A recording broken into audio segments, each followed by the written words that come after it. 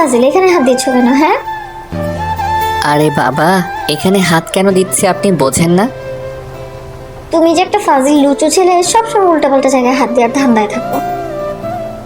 আরে বাবা, উল্টাপাল্টা জায়গায় কোথায় হাত দিলাম?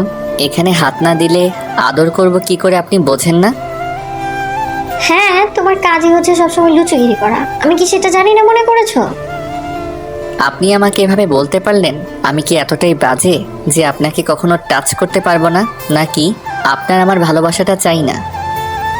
হ্যাঁ, বলতে পারলাম, কারণ তুমি একটা লুচু। আমি কি তোমার স্বভাব সম্পর্কে জানি না? অফিসের সুন্দরী কলিগগুলোকে দেখলেই তুমি তাদের গায়ের উপর ঢলে পড়ো। তোমার কর্মকাণ্ডকে আমি কিন্তু জানি, বুঝলা? তুমি সব সময় এরকমটা করো। তুমি কেমন সেটার আমার আর জানতে বাকি নেই। তার মানে আপনি আমাকে সন্দেহ করছেন, তাই তো? আপনার মনে হচ্ছে আমি আপনাকে ভালোবাসি না, তাই তো? হ্যাঁ, ঠিক তেমনটাই তো। আর এতে সন্দেহ করার কি আছে? তুমি আমাকে ভালোবাসো না, আমি তো সেটাই বললাম। আপনি আমাকে এত সন্দেহটা করতে পারলেন? আমি আপনাকে ভালোবাসি বলেই আপনার কাছে এসেছিলাম, আদর করতে চাইছিলাম। আপনি সব সময় আদরের কথা বলেন, তাই এসেছিলাম। কিন্তু আপনি এমনটা বলতে পারলেন, আমি বুঝতে পারছি আপনি হয়তো এখন আর আমার ভালোবাসাটা চান না, তাই না? আর আমি কিন্তু একবারও সেটা বলিনি। তুমি সব সময় দুষ্টুমি করতে থাকো, আর আজকে অফিসের মধ্যে এরকমটা করছো কেন? তাহলে কি সমস্যা পড়তে হবে না বলো? ও, এখন সমস্যা হয়ে যাচ্ছে। বিয়ের আগে আপনি বারবার আমাকে কাছে টেনে দিতেন, কেবিনের দরজা আটকে দিয়ে আমার সাথে রোম্যান্স করতেন। তখন সমস্যা হতো না, তখন কেউ দেখে ফেলতো না, তাই না? আপনার বেলায় 16 আনা আর আমার বেলায় 4 আনাও না। সবসময় শুধু আপনি আমাকে দোষারোপ করেন। আচ্ছা ঠিক আছে।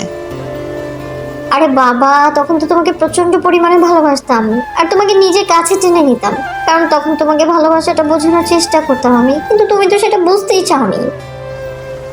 ও, তার মানে আপনি বলতে চাচ্ছেন আমি আপনার ভালোবাসাটা বুঝি না, আর এখন আমি আপনাকে ভালোবাসি না, তাই না? আর আপনি আমাকে এখন ভালোবাসেন না। এখন আমাদের বিয়েটা হয়ে গেছে বলে সব ভালোবাসা শেষ হয়ে গেছে, তাই তো? ফারহান, আমি কিন্তু তেমন করে বলতে চাইনি। তুমি শুধু শুধু কথার উল্টো মানে বের করছো। দেখো, এমনটা কিছুই না। তুমি আমার কথাটা বোঝার চেষ্টা করো, এটা অফিস। অফিসটা তো আপনার, ওই জন্য ভেবেছিলাম আপনাকে কাছে টেনে নেই, একটু আদর করি। কিন্তু আপনি এমন করে বলতে পারলেন, আমি আর কখনো আপনার কাছে আসবো না।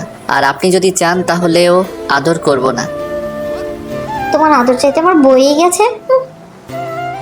মায়ের কথাতে ফারহান ওকে ছেড়ে দিল। তারপর বেশ কিছুক্ষণ ওর চোখের দিকে তাকিয়ে রইল। তারপর একটা সময় তার ছেলের হাসি দিয়ে বলল, হ্যাঁ, সেটাই তো। এখন তো আমি পুরনো হয়ে গেছি, আর ভালোবাসাটা শেষ হয়ে গেছে না। আর যে মোহটা ছিল সেটাও কেটে গেছে। আর এখন আপনিও বুঝতে পারছেন আমার সাথে আপনার থাকাটা পসিবল না। অনেক বেশি কষ্ট হয়, আমি সেটা খুব ভালো করে বুঝতে পারি। আপনি নিজের মতো চলতে পারেন। আমি কি আপনাকে কখনো বাধা দিয়েছি? দেইনি। আমি তো আপনাকে বিয়ে করতে চাইছিলাম না, কিন্তু আপনি জোর করে এরকম একটা কাজ করতে বাধ্য করলেন। ফারহানের কথাতে মায়া বুঝতে পারল ওর অনেকটাই রেগে গেছে। তাই মায়া ফারহানের মুখের পাশে হাত রাখতে গেলে ফারহান তখন একটু সরে গেল আর বলতে লাগলো, ভয় নেই, আমি রাগও করিনি, আর আমার খারাপও লাগেনি। আপনি যেমনটা ভাবেন আমি তেমনটাই বলেছেন। আচ্ছা থাকেন, আমি আর ভুলেও আপনাকে ডিস্টার্ব করতে আসবো না। আপনার অফিসে অনেক কাজ আছে, আপনি সেগুলো করেন। ফারহান চলে যেতে গেলে মায়া ওর হাতটা ধরে ফেললো। তারপর আবার এক ছটকায় নিচের হাতটা ছাড়িয়ে নিয়ে তারপর কেবিন থেকে বেরিয়ে গেল। আর মায়া নিচের চেয়ারে গিয়ে বসে ভাবতে লাগলো, এটা কি করলাম আমি? পাগলটা তো প্রচন্ড পরিমাণে রেগে গেছে। ওকে কি এইভাবে রাগিয়ে দেওয়াটা ঠিক হলো? আমিও তো ওকে প্রচন্ড পরিমাণে ভালোবাসি, তাহলে কেন এমনটা করলাম? সারাটা দিন ফারহান আর মায়ার কেবিনে গেল না, যার জন্য মায়া বুঝতে পারলো ও প্রচন্ড পরিমাণে রেগে আছে। আপনারা হয়তো ভাবছেন এখানে কি হচ্ছে, তাই তো? আসলে মায়া ফারহানের অফিসের বস, আর ওরা দুজন দুজনকে ভালোবেসে বিয়ে করেছিল। ওদের বিয়েটা এক প্রকার হুটহাট করেই হয়েছিল। ফারহান বাসর ঘরে যাওয়ার আগ পর্যন্ত জানতো না ওর মায়ের সাথে বিয়ে হচ্ছে। বাসর ঘরে যাওয়ার পর জানতে পারে মায়া ওর বউ। মায়া খেয়াল করতো ফারহান সব সময় ওকে ফলো করে, ওর আশেপাশে ঘুরঘুর করে। বিষয়টাতে শিওর হওয়ার জন্য মায়া ফারহানের ফ্রেন্ডের কাছ থেকে জানতে পারে ফারহান ওকে ভালোবাসে, কিন্তু নিজের অবস্থানের কথাটা ভেবে বলতে পারে না। মায়া যেদিন থেকে জানতে পেরেছে ফারহান ওকে ভালোবাসে, সেদিন থেকে ওকে নিজের ভালোবাসায় আগলে নেওয়ার চেষ্টা করত, যার জন্য অফিসের মধ্যেই বারবার ফারহানকে কেবিনে ডেকে নিয়ে তারপর ওকে হয় ছড়িয়ে ধরতো, না হলে কিস করে দিত। আর এমন এমন সব কাজ করতো যাওয়ার জন্য ফারহানকে অনেক বিপদে পড়তে হতো। আর যেদিন মায়ের বাবা জানতে পারে, সেদিন মায়া ভয়ে অনেক কান্নাকাটি করেছিল, বলেছিল ফারহানকে কতটা ভালোবাসে। মায়া ফারহানকে প্রপোজ করার পর থেকে ফারহান ওকে দূরে সরিয়ে দিচ্ছিল, কারণ ও জানতো এই রিলেশনটা হওয়াটা কখনো সম্ভব না। আর মায়ার মধ্যে যে একটা আবেগ কাজ করছে তাও ভালো করেই জানতো। বড়লোকের মেয়েও ও পারবে না ফারহানের এই ছোট্ট ঘরে গিয়ে থাকতে। ওর অভ্যেস অট্টালিকায় থাকার, সেখানে ফারহানের কাছে গিয়ে থাকা ওর পক্ষে সম্ভব না। তারপর শেষ পর্যন্ত মায়ের পাগলামিতে আর ভালোবাসার কাছে হার মানতে হয়েছিল। 1 সপ্তাহের মধ্যে ওদের বিয়ে হয়েছিল, কিন্তু ফারহান জানতো না মায়ের সাথে ওর বিয়েটা হয়েছে। তারপর যখন ফারহান বাসর ঘরে আসে, তখন মায়া ওকে শক্ত করে জড়িয়ে ধরল। ফারহান ওকে ছাড়িয়ে নেয়, তারপর ওর মুখের দিকে তাকাতে খেয়াল করে মেয়েটা আর কেউ নয়, মায়া। তো বিকেল হয়ে গেছে, এর মধ্যে লাঞ্চ টাইমটা শেষ হয়ে গেছে, কিন্তু ফারহান আর খেতেও আসেনি, যার জন্য ফারহানের আরো খারাপ লেগেছে। বোঝাতে পারছে না ও মায়ার বিহেভিয়ারে কতটা কষ্ট পাচ্ছে, তাই ও দুপুরে খায়নি। আর মায়ার কাজের চাপের জন্য কথাটা বলতেও ভুলে গেছে। তো বিকালের দিকে কাজের জন্য মায়া ফারহানকে ডেকে পাঠালো। তখন কেবিনের সামনে এসে অনুমতি নিয়ে ভিতরে ঢুকে তখন মায়া ওর দিকে তাকিয়ে রইল। আর ফারহান বলল, আপনি আমাকে ডেকেছেন? হ্যাঁ ডেকেছি, কিন্তু তুমি ওরকম ভাবে বলছো কেন? ম্যাম, কিছু বলার থাকলে বলেন। আর আমি কিভাবে কথা বলছি আপনার কাছে খারাপ লাগবে বলেন? আমি আর কোনো কথা বলবো না। এর থেকে ভালো করে কথা আমি বলতে পারি না। তুমি কি আমার উপর রাগ করে আছো, তাই এইভাবে কথা বলছো তুমি আমার সাথে? আপনার কেন মনে হলো আমি আপনার উপর রেগে আছি? আপনার উপর রাগ করতে যাব কেন? আমি বুঝতে পারছি তো তুমি আমার কথা তখন রাগ করেছো, তাই না? দেখো আমি তো এই কথাগুলো আপনি মজা করে বলেছেন, আমি সেটা খুব ভালো করে বুঝতে পেরেছি। আমাকে আর কিছু বোঝাতে হবে না প্লিজ। আপনাকে আর এসব কথা বলবেন না। কোনো কাজ থাকলে বলুন, আমি সেটা করে দিচ্ছি। আর আপনি তো তখন বললেন এটা অফিস, অফিসের মধ্যে এসব কথা না হওয়াটাই ভালো। পারিবারিক কথা, সেটা অফিসে না বললেই আমি খুশি হব। মায়া বুঝতে পারলো ফারহান অনেকটা রেগে আছে, তাই ও চেয়ার ছেড়ে উঠে আসলো। তারপর ফারহানের সামনে আসলে ও মাথাটা নামিয়ে নিল। তখন মায়া হঠাৎ করেই ওর সামনে এসে যখন ওর শার্টের কলারটা ধরল, ফারহান বুঝতে পারলো মায়া কি করতে চাইছে, তাই জোর করে ওকে ছাড়িয়ে নিল। মায়া বেশ অবাক হয়ে গেল আর বলতে লাগলো, কি হলো, ছাড়িয়ে নিলে যে? এখন রাগ করে আছো আমার উপর? দেখেন ম্যাম, আমি অফিসের মধ্যে চাই না এরকম কিছু হোক।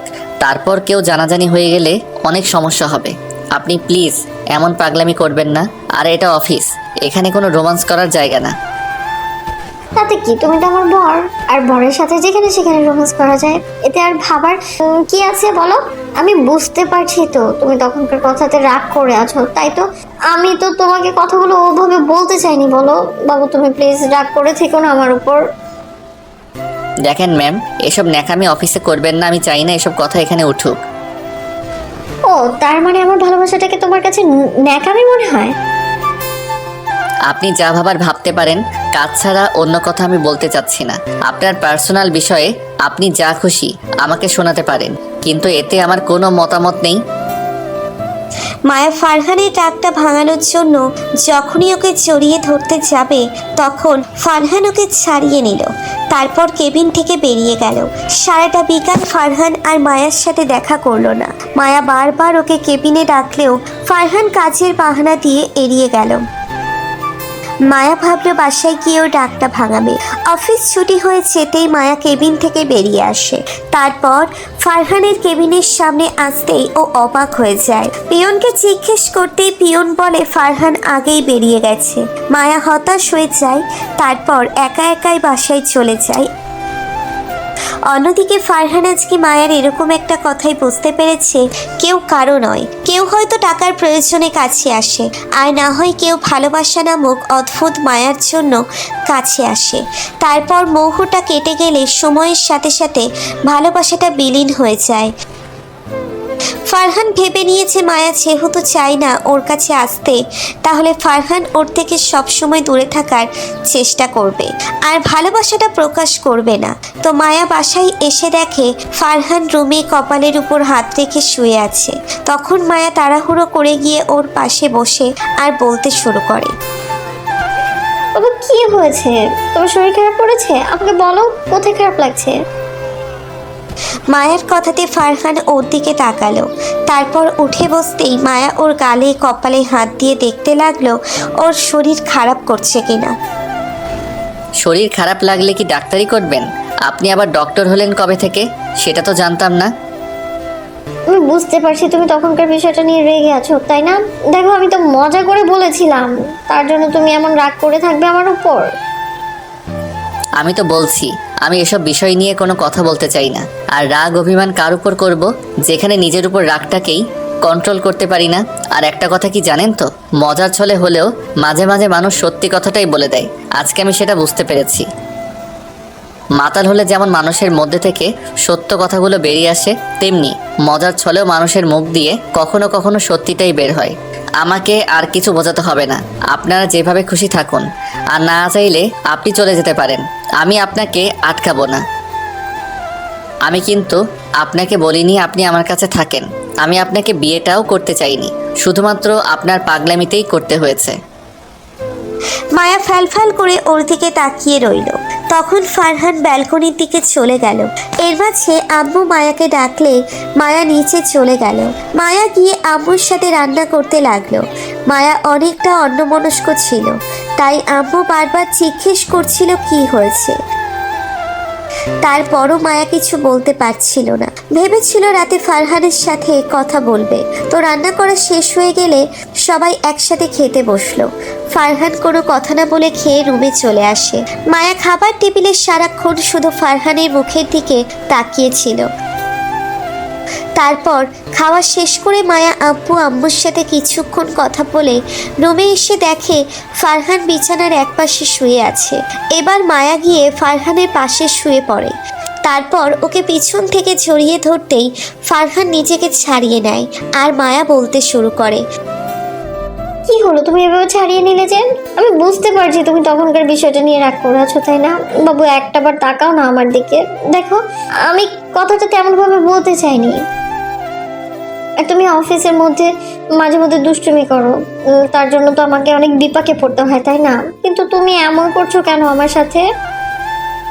দেখেন, আমার এসব কথা বলতে ভালো লাগছে না। আমি চাই না এসব নিয়ে কথা বলতে। তারপর বারবার কেন এসব কথা বলছেন? কারণ তুমি আমার উপর প্রচন্ড রাগ করে আছো, আর আমি সেটা মোটেও চাই না আর সহ্যও করতে পারি না। তুমি কেন এইভাবে আমার উপর রাগ করে থাকবে বলো? আমার রাগ করে থাকা আর না থাকাতে আপনার কিছু যায় আসে না। আপনি আমাকে ছাড়ুন। আর বলছি না, এভাবে আমাকে স্পর্শ করবেন না। আপনার যা ইচ্ছা করেন, তারপর আমার সাথে এরকমটা করবেন না। এখন নাটক দেখাতে আসবেন না তো। এসব নাটক আমার অনেক দেখা হয়ে গেছে।